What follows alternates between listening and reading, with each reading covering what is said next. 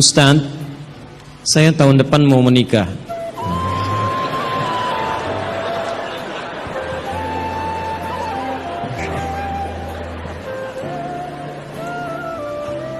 Selalu ada begini. Dengan seorang akhwat. Pasti seorang akhwat, gak mungkin ikhwan. Gak mungkin. Kalau seorang ikhwan ada yang salah dalam diri antum ya. Baik, Quran surah ke-49 ayat 13. Ya ayyuhan nasu inna khalaqnakum min dzakarin wa untha. Hei manusia, kami ciptakan kalian pasangannya laki-laki dengan perempuan. Ya, laki-laki disebut dengan ikhwan, perempuan disebut dengan akhwat.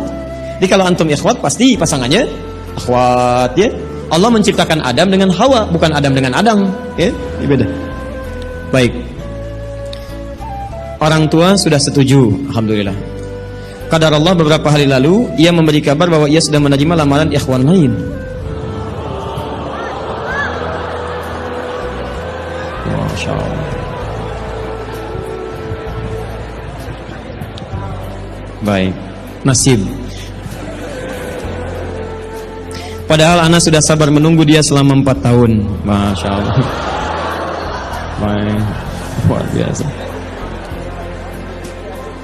Kita sudah capek-capek hampir 2 jam mendapatkan cahaya, antum jadi meredup lagi. Masya Allah. Saya sabar menunggu dia selama 4 tahun tanpa komunikasi. Ini masalahnya. Beri saya nasihat Ustaz agar saya bisa melupakan dia, agar anak bisa fokus kembali. Allahu Akbar. Agar saya bisa fokus kembali menghafal Al-Quran dan hadis. Ini ujiannya. Jadi pertanyaan saya, antum pengen menghafal Al-Quran dan hadis atau pengen menikah? Baik. Quran surah ke-57 Al-Hadid ayat ke-22. Quran surah ke-2 Al-Baqarah ayat 286. Quran surah ke-3 Ali Imran alhamdulillah ayat 142, posisi paling kiri sebelah atas. Taib. Saya mulai dari Quran surah Al-Hadid surah 57 ayat 22. Ma asaba min musibatin. Tidak pernah ditetapkan satu kejadian. Awas, hati-hati. Di bumi fil ardi wala fi anfusikum, atau menimpa dirimu, illa fi kitabin min qabli an nabraha, kecuali semua itu telah tertuliskan di dalam kitab sebelum semuanya nampak dalam kehidupan.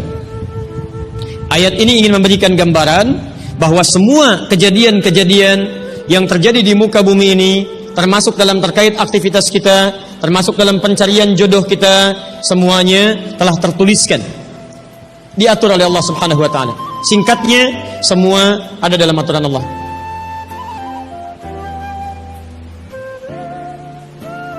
Fokus. Lihat, Allah telah mengatur si fulan hidup sekian sekian sekian, meninggal sekian sekian sekian, rizkinya sekian, jodohnya akan mendapatkan sekian sekian sekian. Sebagian tidak bisa diikhtiarkan seperti ajal nggak ada ikhtiarnya. Di Anda tidak bisa ikhtiar untuk bisa menunda atau mempercepat ajal, langsung nggak bisa diintervensi. Sebagian ada yang harus diikhtiarkan, hukumnya sudah ada, cuman kita tidak tahu bagaimana dengan takdir yang telah Allah tetapkan. Maka untuk mendapatinya, maka ikhtiar kita untuk meraihnya. Maka ada sesuatu yang ditempuhnya dengan cara ikhtiar. Taib. Di antaranya ini jodoh. Masya Allah. Allah telah tetapkan jodoh kita, diatur oleh Allah. Ini yang terbaik untuk kehidupan kamu. Tapi Allah merahasiakan kepada kita siapa jodoh yang dimaksudkan. Maka kita berikhtiar, yang dengan ikhtiar itu ada pahala didapatkan.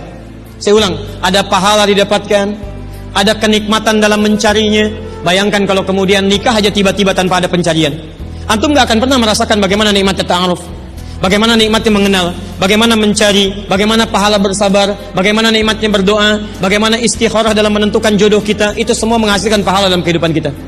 Maka yang pertama, lihat ketentuan Allah yang pertama, apapun ikhtiar yang telah Anda tempuh, maka semua ikhtiar ini tetap tidak akan keluar dari aturan Allah Subhanahu wa taala.